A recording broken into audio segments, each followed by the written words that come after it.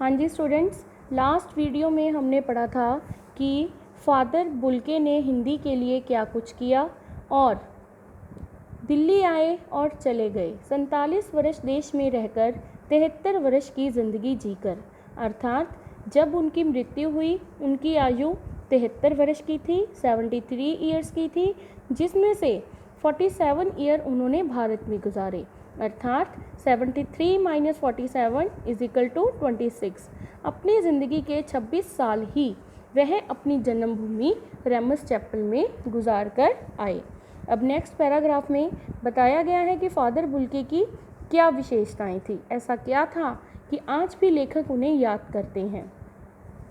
Father Bulcke संकल्प से सन्यासी थे। कभी कभी लगता है वे मन से सन्यासी नहीं थे। संकल्प से सन्यासी होना, अपनी हर बात पर खरा उतरना, वो जो कहते थे करके दिखाते थे।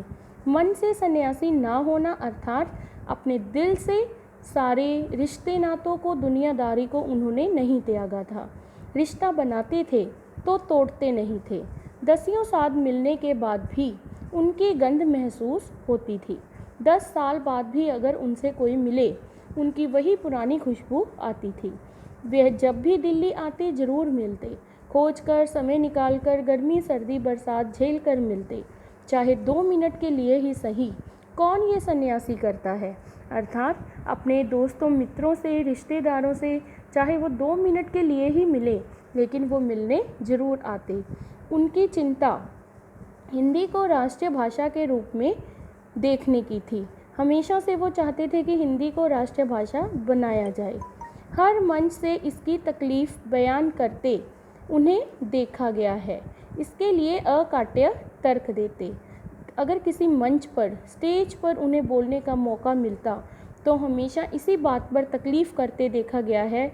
हमेशा इसी के लिए अकाट्य तर्क देते थे, लोगों से आर्ग्यूमेंट करते थे और ऐसे ऐसे पॉइंट्स रखते थे कि कोई उनका विरोध नहीं कर पाता था। बस इसी एक सवाल पर उन्हें झुंझलाते देखा है और हिंदी वालों के द्वारा ही हिंदी की उपेक्षा पर दुख करते उन्हें पाया है। हिंदी की उपेक्षा करना, इग्नोर करना। फादर बुल्के विदेश से आए थे। हिंदी उनकी अपनी मातृभाषा नहीं थी, लेकिन फिर भी वे हिंदी से प्रेम करते थे। लेकिन भारत के लोगों की मातृभाषा हिंदी है और वो फिर भी हिंदी की तरफ इतना ध्यान नहीं देते थे। हमेशा इसी बात पर उन्हें दुख रहता था।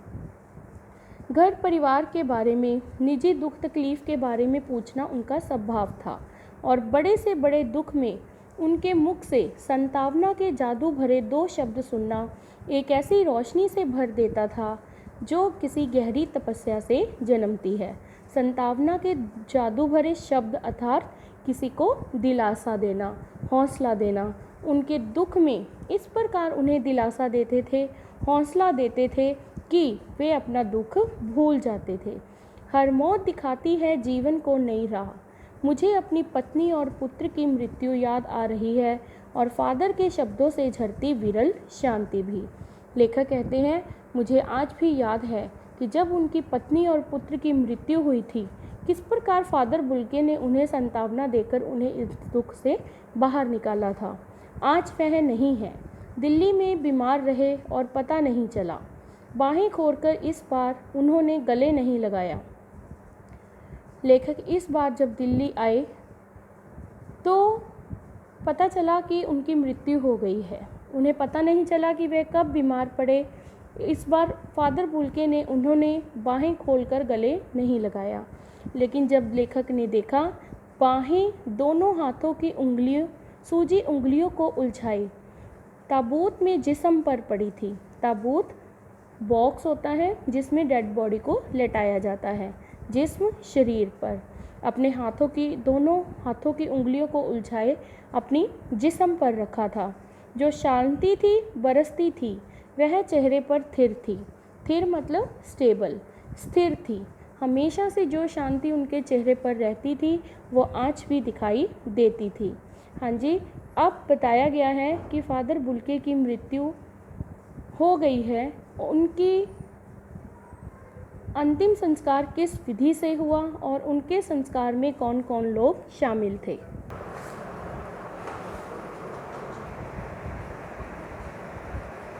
तरलता जम गई थी। उनकी अंतिम संस्कार कब, कहाँ, कैसे किया गया? वह 18 अगस्त 1982 की सुबह 10 बजे का समय था। दिल्ली के कश्मीरी गेट के निकलसन कब्रगाह में उनका ताबूत एक छोटी सी नीली गाड़ी में से उतारा गया। 18 अगस्त 1982 को सुबह 10 बजे दिल्ली में कश्मीरी गेट के निकलसन कब्रगाह में उनका संस्कार किया गया। कब्रगाह शमशान घाट जिसे हम बोल देते हैं, जहां कब्रों को दफनाया जाता है। ताबूत बॉक्स जिसमें डेड बॉडी लटाई जाती है। उनका ताबूत नीली गाड़ी में से उतारा गया। कुछ पादरी अर्थात फादर, रघुवंश जी का बेटा, उनके मित्र रघुवंश का बेटा, उनके परिजन अर्थात रिश्तेदार राजेश्वर सिंह उन्हें उतार रहे थे। फिर उसे उठाकर एक चौड़ी संकरी उदास पेड़ों की घनी छांव वाली सड़क से कब्रगाह के आखिरी छोर तक ले जाया गया, जहां धरती की गोद में सुलाने के लिए कब्र अवाक मुंह खोले लेटी थी, जहां से धरती को खोदा जा चुका था, जिसमें उनके ताबूत को रखना था। ऊपर करील के घनी छां थी। करील वृक्ष का नाम है जिसकी छांव थी। चारों ओर कब्रें तेज ध्रुव के वृत्त, वृक्षों की छाया पड़ने से नीचे धरती पर वृत्त सर्कल बन रहे थे। जनेंद्र कुमार, विजेंद्र कुमार, स्नातक अजीत कुमार, निर्मला जैन और मसीही समुदाय के लोग, पादरीगण, उनके बीच गैरिक वसन पहने इलाहाबाद के प्रसिद्ध विज्ञान शिक्षक डॉक्टर सत्यप्रकाश और डॉक्टर रघुवंश, जो अकेले उस संकरी सड़क की ठंडी उदासी में बहुत पहले से खामोश दुख की किन्हीं अपरिचित आहटों से दबे हुए थे। अर्थात ये सारे उन व्यक्तियों के नाम आए हैं जो उनके संस्कार में आए थे। इससे पहले विज्ञान शिक्षक, साइंस के टीचर सत्यप्रकाश और डॉक्टर रघुवंश, जो पहले ही उस कब्रगाह में पहुंच चुके थे, उसकी सिमट आए थे। कब्र के चारों तरफ फादर की देह पहले कब्र के ऊपर लटाई गई। मसीही विधि से अंतिम संस्कार शुरू हुआ। मसीही विधि क्रिश्चियन मेथड, क्योंकि वो विदेश से आए थे, इसीलिए उसी विधि से उनका संस्कार किया गया। रांची के फादर पास्कर तोयना के द्वारा उनका संस्कार किसने किया? फादर पास्कर तोयना ने, उन्होंने हिंदी में मसीही विधि से प्रार्थना की। फिर सेंट जेवरियस के रेक्टस फादर पास्कल ने उनके जीवन और कर्म पर श्रद्धांजलि अर्पित करते हुए कहा, फादर बुल्के धरती पर जा रहे हैं। फादर पास्कल ने उनके जीवन और उनके कर्म अर्थात उनके कार्यों पर श्रद्धांजलि अर्पित की और कहा कि वे धरती में जा रहे हैं, इस धरती से ऐसे रत्न और पैदा हों। डॉक्टर सत्यप्रकाश ने भी अपनी श्रद्धांजलि में उनके अनुकरणीय जीवन को नमन किया। फिर देह कब्र में उतार दी गई। मैं नहीं जानता, लास्ट में लेखक क्या कहते हैं, मैं नहीं जानता इस सन्यासी ने कभी सोचा था या नहीं कि उसकी मृत्यु पर कोई रोएगा, लेकिन उस क्षण उस पल रोने वालों की कमी नहीं थी। अर्थात भारत में आकर उन्होंने इतने अच्छे रिश्ते बनाए कि उनकी मृत्यु का दुख बहुत से लोगों को हुआ। नम आँखों को गिनना स्याही फैलाना है।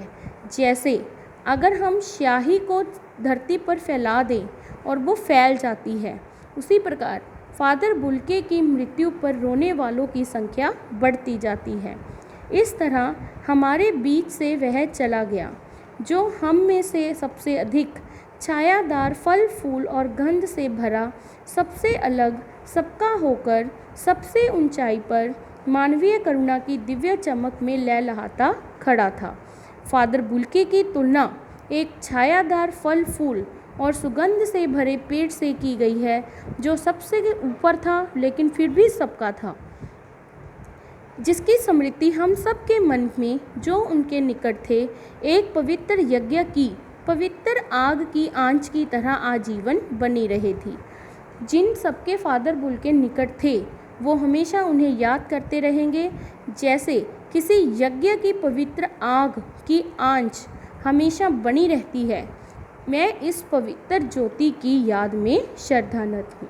लेखक कहते हैं, मैं ऐसी पवित्र ज्योति, पवित्र आत्मा को नमस्कार करता हूँ, श्रद्धा देता हूँ। धन्यवाद।